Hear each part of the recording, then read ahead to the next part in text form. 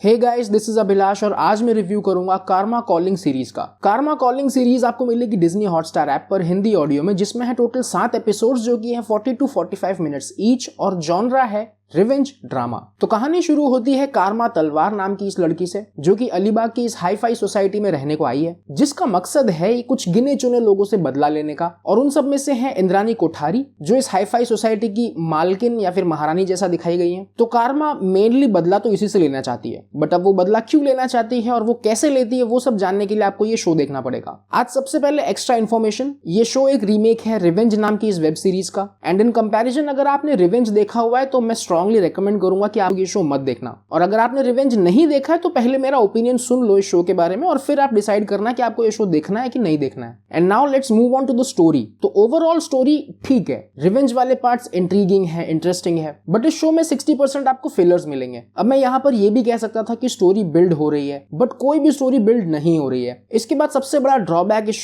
Show की treatment web series वाली है ही नहीं। इस शो का ट्रीटमेंट किया है इन लोगों ने डेली सोप जैसा, जैसे कि कहानी घर घर की, कसौटी जिंदगी की, क्योंकि सास भी कभी बहू थी, ऐसा सब। मतलब आपको देखते टाइम भी यही फील होगा कि यार स्टोरी कहीं ना रही है, सीन्स को जबरदस्ती लंबा खींचा हुआ है। एक्टर्स को साफ मना कर दिया था इन लोगों ने कि कोई एक्टिंग नहीं करेगा। फिर जो विलन है वो साफ साफ मुंह पे सबको बोल रहा है कि हाँ देख ले मैं ही विलन हूँ। मतलब अगर इसका थोड़ा सा ट्रीटमेंट ढंग से किया जाता तो ये एक बढ़िया शो हो सकता था। इसके बाद पेसिंग बहुत धीरे है इस शो की, बट ये पेसिंग स्लो बर्न में काउंट देखो कुछ पार्ट्स में की जा सकती है, कुछ पार्ट्स में नहीं की जा सकती, क्योंकि कारमा का कैरेक्टर जो है वो हर एक एपिसोड में एक अलग इंसान से बदला ले रहा है। तो 2-3 एपिसोड में the revenge was good, but बाकी में इट वाज ऑल फ्लैट। और फ्लैट इसलिए क्योंकि लॉजिक लगाना भूल गए ये लोग। बट यस, इस शो का सीजन 2 भी आएगा और सीजन 1 को एक अच्छे से क्लिफ हैंगर पर छोड़ा गया है। बट अगेन, अगर आपने रिवेंज सीरीज देख रखी है तो फिर बिल्कुल हाथ डालने की सोचना भी मत इस शो में। इसके बाद एक्टिंग वाले डिपार्टमेंट की बात करें तो मेजरली 2 लोगों का स्क्रीन टाइम सबसे ज्यादा था। सबसे पहले रवीना टंडन। देखो आज से 3 साल पहले इनका एक और शो आया था अरण्यक नाम से, and that was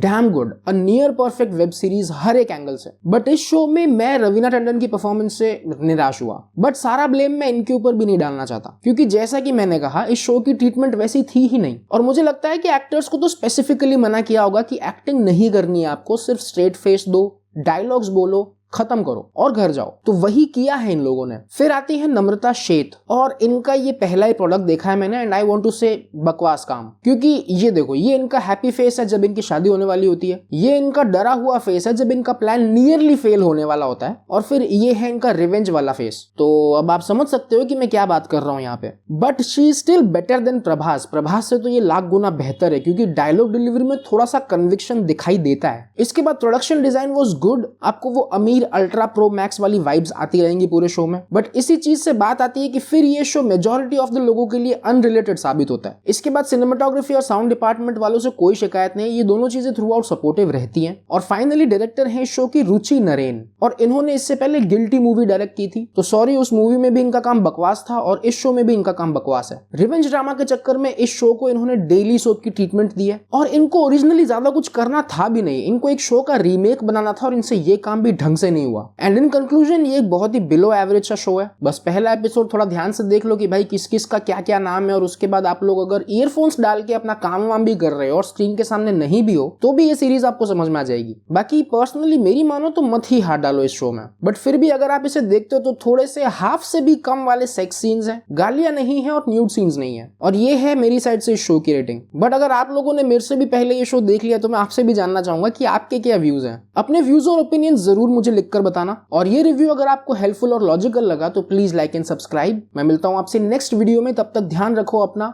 B awesome, bye bye.